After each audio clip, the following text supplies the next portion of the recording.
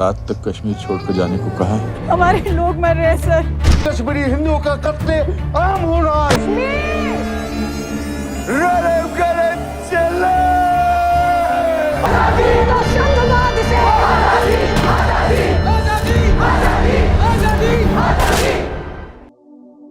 The Kashmir files movie आने के बाद देश भर में कश्मीरी पंडितों पर अब खूब चर्चा हो रही है और होनी भी चाहिए, क्योंकि जिस सच्चाई को बीते 31 सालों से दबाकर रखा गया है वो अब सामने जो आ रही है। लेकिन अब भी देश में कई राजनेता और बड़े लोग इस फिल्म को लेकर विवाद खड़े कर रहे हैं। उनको लगता है कि इससे देश में दो समुदायों के बीच नफरत की भावना पैदा हो जाएगी। लेकिन जब 1990 में कश्मीरी पंडितों पर अत्याचार हुआ तब किसी को इन समुदायों के बीच प्यार की नहीं पड़ी थी। हाँ, ये बात सच है कि उस समय जो भी भारत के साथ खड़ा था उसको आतंकियों के द्वारा टारगेट किया जा रहा था।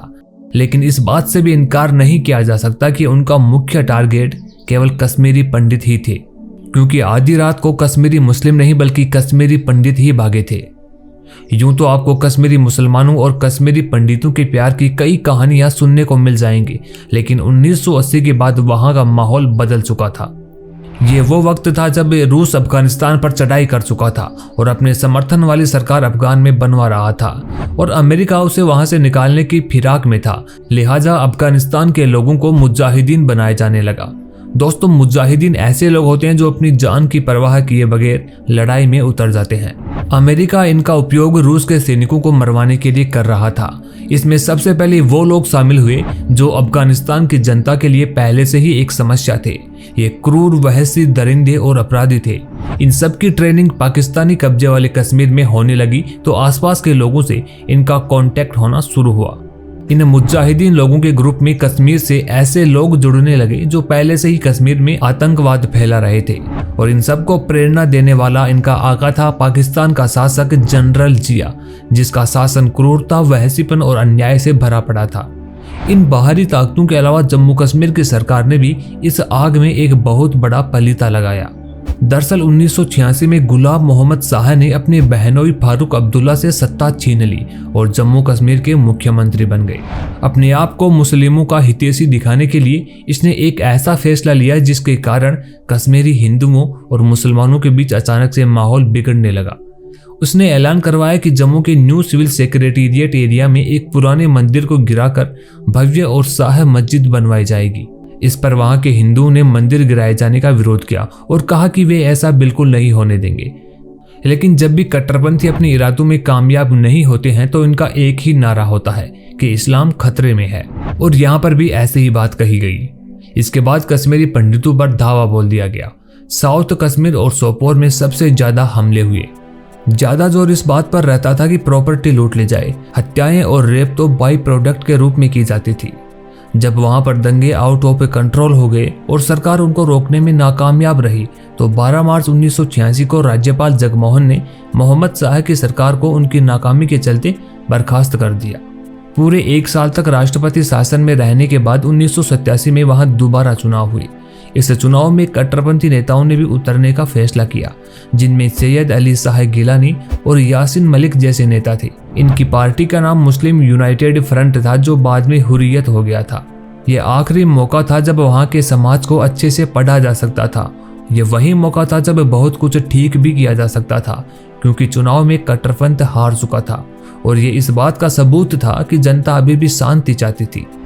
लेकिन कट्टरपंथियों ने चुनाव में धांधली का आरोप लगा दिया और हर बात को केवल एक ही चीज से जोड़ दिया गया कि इस्लाम खतरे में है। इसी के साथ जुलाई 1988 में जम्मू कश्मीर लिबरेशन फ्रंट पूरी मजबूती के साथ कश्मीर में अपना नेटवर्क खड़ा कर चुका था। JKLF का एक ही मकसद था कि कश्मीर को भारत से अलग किया जाए और हिंदुओं को यहां से बाहर किया जाए। कश्मीरियत अब सिर्फ मुसलमानों की रह गई थी। 14 सितंबर 1989 को भाजपा और कश्मीरी पंडितों के बड़े नेता पंडित टीकालाल टपलू को सरेआम कई लोगों के सामने मार दिया गया। हत्यारे पकड़ में नहीं आए। यह घटना कश्मीरी पंडितों को वहां से भगाने के लिए पहली हत्या थी। इसके 1.5 महीने बाद रिटायर्ड हो चुके जज नीलकंठ गंजू की हत्या की गई।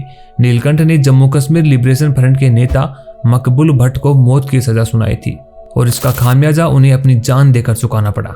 वहीं इसकी पत्नी को आतंकियों के द्वारा किडनैप कर लिया गया, जिसका कभी पता नहीं चल सका। मशहूर वकील प्रेमनाथ भट्ट को मार दिया गया।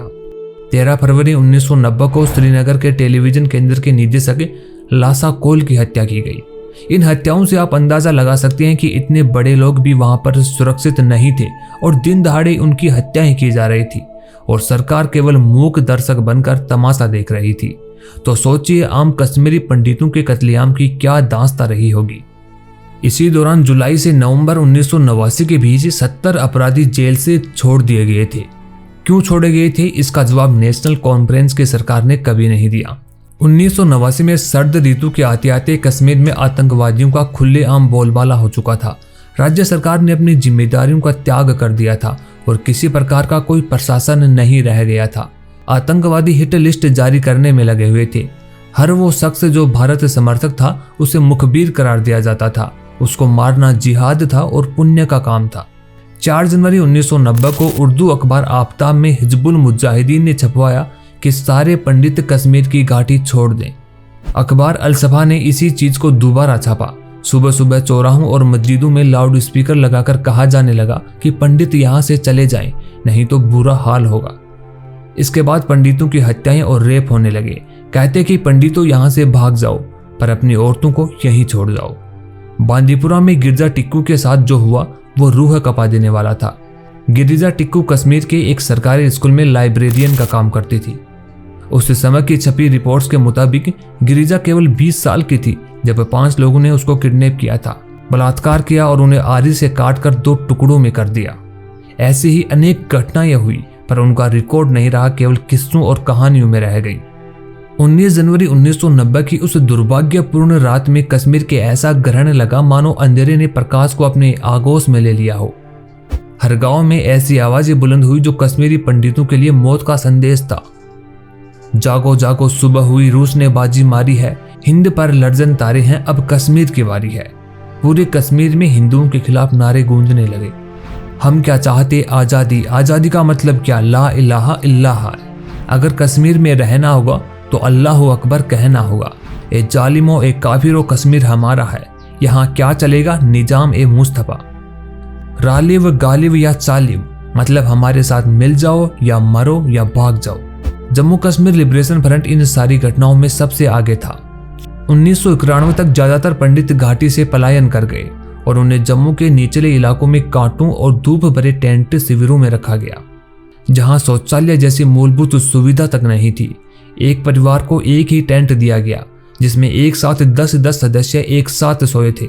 निजात का नितांत अभाव था। शिविरों में बीमारी की वजह से काफी तादाद में मौतें भी हुई।